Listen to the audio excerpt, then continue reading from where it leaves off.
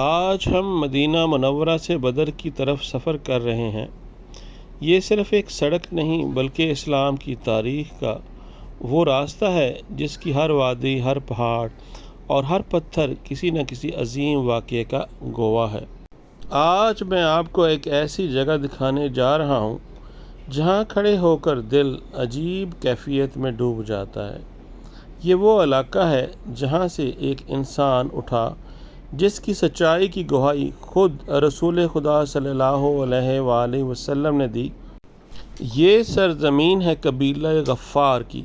مورخین کے مطابق مدینہ منورہ اور بدر کے درمیان وادی ودان اور اس کے گرد و نواح میں قبیلہ غفار کی آبادیاں تھیں۔ آج ان بستیوں کی رونق ختم ہو چکی ہے۔ بہت سے مکانات صرف کھنڈرات کی شکل میں باقی ہیں، دیواریں گر چکی ہیں، چھتیں مٹ چکی ہیں، لیکن ان پتھروں کے درمیان کھڑے ہو کر یوں محسوس ہوتا ہے جیسے تاریخ آج بھی سانس لے رہی ہو۔ اگر آپ غور کریں تو اس علاقے میں ہر طرف سیاہ رنگ کے پتھر نظر آتے ہیں۔ یہ عام پتھر نہیں بلکہ آتش فشانی پتھر ہیں جن سے صدیوں پہلے یہاں کے لوگ اپنے گھر تعمیر کیا کرتے تھے۔ یہی وجہ تھی کہ ان کے مکانات انتہائی مضبوط ہوتے تھے۔ موٹی دیواریں، سخت بنیادیں اور پتھروں سے بنی ہوئی بستیاں، مگر وقت ایسا گزرا کہ آج وہی مضبوط گھر مٹی کے ڈھیر بن چکے ہیں۔ یہ منظر انسان کو سوچنے پر مجبور کر دیتا ہے کہ کتنے لوگ تھے جو سمجھتے ہوں گے کہ ان کے بنائے ہوئے یہ مضبوط گھر ہمیشہ قائم رہیں گے، لیکن آج نہ وہ لوگ باقی ہیں، نہ ان کی آوازیں، نہ ان کی محفلیں، صرف خاموش پتھر رہ گئے ہیں جو آنے والوں کو یہ سبق دیتے ہیں کہ دنیا کی ہر مضبوط چیز ایک دن ختم ہو جاتی ہے، صرف اللہ کے لیے کیا ہوا عمل باقی رہتا ہے۔ یہ علاقہ صرف اپنی پرانی عمارتوں کی وجہ سے مشہور نہیں تھا بلکہ اس کی ایک اور پہچان بھی تھی۔ یہ مکہ مکرمہ اور شام کے درمیان گزرنے والے تجارتی راستے پر واقع تھا۔ روزانہ تجارتی قافلے یہاں سے گزرتے، اسی وجہ سے قبیلہ غفار اس شاہراہ پر آباد تھا۔ افسوس کہ اسلام سے پہلے اس قبیلے کے بعض افراد رہزنی اور قافلوں پر حملوں کے لیے مشہور تھے۔ قافلوں سے مال چھین لینا، مسافروں کو خوفزدہ کرنا، لوٹ مار کرنا ان کے معاشرے میں معمول سمجھا جاتا تھا۔ ہر فرد ایسا نہیں تھا، لیکن قبیلے کے زیادہ تر افراد کی شہرت یہی تھی۔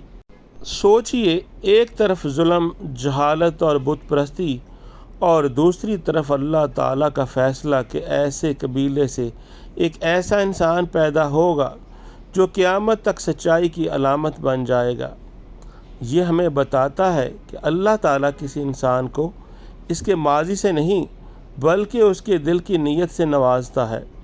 اس قبیلے میں ایک نوجوان پیدا ہوئے جن کا اصل نام جندب بن جنادہ تھا، لیکن دنیا انہیں حضرت ابو ذر غفاری رضی اللہ تعالیٰ عنہ کے نام سے جانتی ہے۔ سب سے حیران کن بات یہ ہے کہ اپنے قبیلے کے ماحول کے باوجود حضرت ابو ذر غفاری رضی اللہ تعالیٰ عنہ کا دل بتوں سے کبھی مطمئن نہیں ہوا۔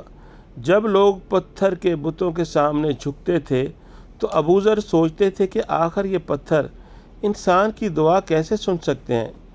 جب لوگ شرک کو دین سمجھتے تھے تو ان کا دل ایک ایسے رب کی تلاش میں تھا جس نے آسمان اور زمین کو پیدا کیا۔ مورخین لکھتے ہیں کہ اسلام قبول کرنے سے پہلے بھی حضرت ابو ذر غفاری رضی اللہ تعالیٰ عنہ شراب، بت پرستی اور بہت سی جعلی رسموں سے نفرت کرتے تھے۔ گویا اللہ تعالیٰ ان کے دل کو پہلے ہی ہدایت کے لیے تیار کر چکا تھا۔ شاید یہی وجہ تھی کہ جب مکہ سے ایک نئی خبر اٹھی تو سب سے پہلے جس دل میں بے چینی پیدا ہوئی وہ حضرت ابو ذر غفاری رضی اللہ تعالیٰ عنہ کا دل تھا۔ انہیں معلوم ہوا کہ مکہ میں ایک عظیم شخصیت نے اعلان کیا ہے کہ اللہ ایک ہے اور محمد صلی اللہ علیہ وآلہ وسلم اس کے رسول ہیں۔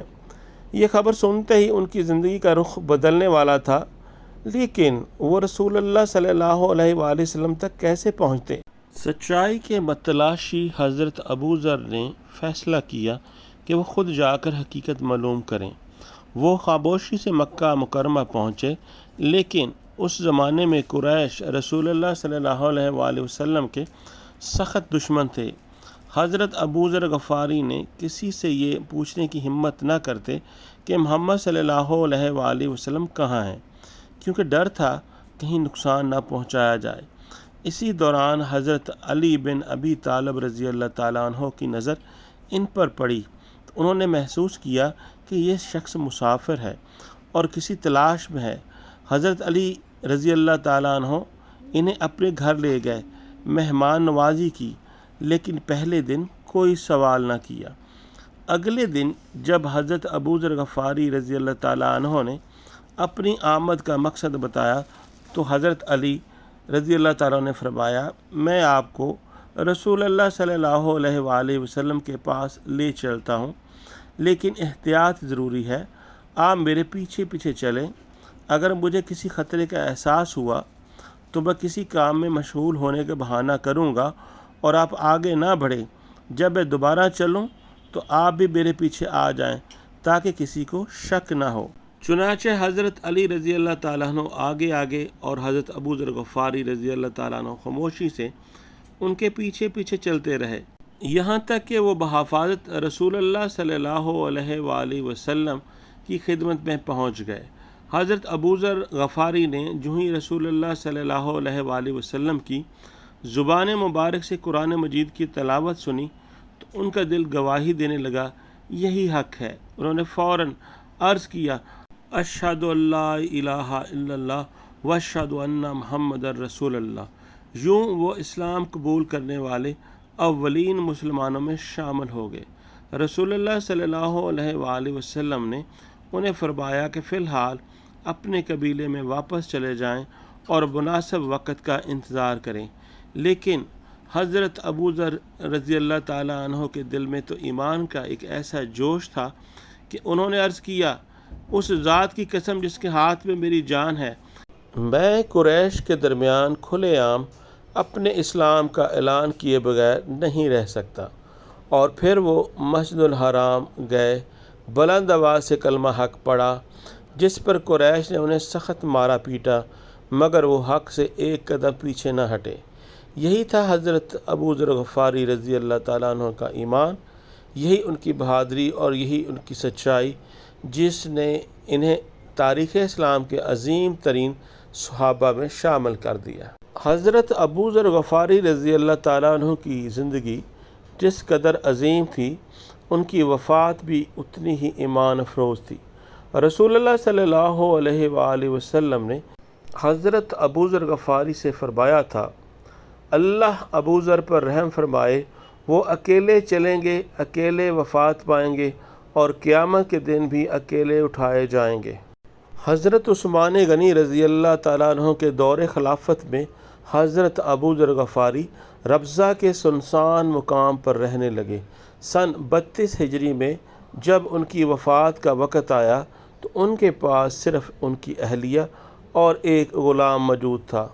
انہوں نے اپنی اہلیہ سے فرمایا، غم نہ کرنا، رسول اللہ صلی اللہ علیہ وآلہ وسلم نے مجھے خبر دی تھی کہ میری نماز جنازہ نیک لوگوں کا ایک قافلہ ادا کرے گا۔ چند ہی دیر بعد مدینہ سے ایک آنے والا قافلہ وہاں پر پہنچا، جس میں حضرت عبداللہ بن مسعود رضی اللہ تعالیٰ عنہ بھی شامل تھے۔ انہوں نے حضرت ابو ذر غفاری رضی اللہ تعالیٰ عنہ کی نماز جنازہ پڑھائی اور یوں رسول خدا صلی اللہ علیہ وآلہ وسلم کی پیشین گوئی حرف بحرف پوری ہو گئی۔ حضرت ابو ذر غفاری رضی اللہ تعالیٰ عنہ ہمیں یہ پیغام دے گئے کہ سچائی، سادگی اور حق پر استقامت اختیار کرنے والا انسان دنیا میں خواہ تنہا رہ جائے لیکن اللہ کے ہاں کبھی تنہا نہیں ہوتا۔ اللہ تعالیٰ حضرت ابو ذر غفاری رضی اللہ تعالیٰ عنہ سے راضی ہو اور ہمیں بھی ان کے نقش قدم پر چلنے کی توفیق عطا فرمائے، آمین۔